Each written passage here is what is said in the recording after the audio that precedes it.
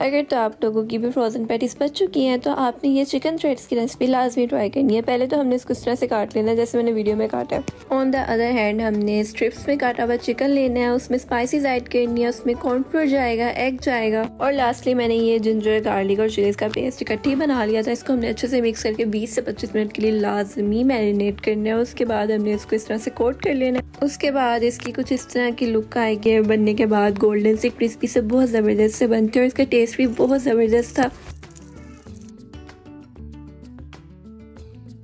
चाट के लिए कटोरियाँ बनाएंगे। इसके लिए हम लेंगे 2 कप मैदा, इसमें डालेंगे 3 चम्मच कॉर्नफ्लोर के, आधा चम्मच इसमें डालेंगे नमक, 1 गिलास पानी डाल के इसका घोल बना लेंगे।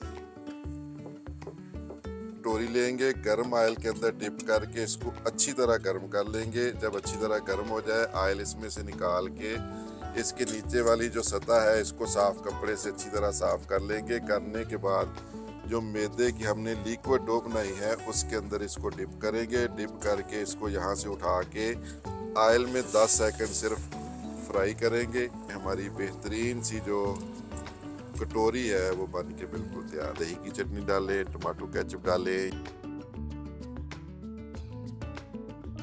लेट्स मेक पिज़्ज़ा विद पिटा ब्रेड।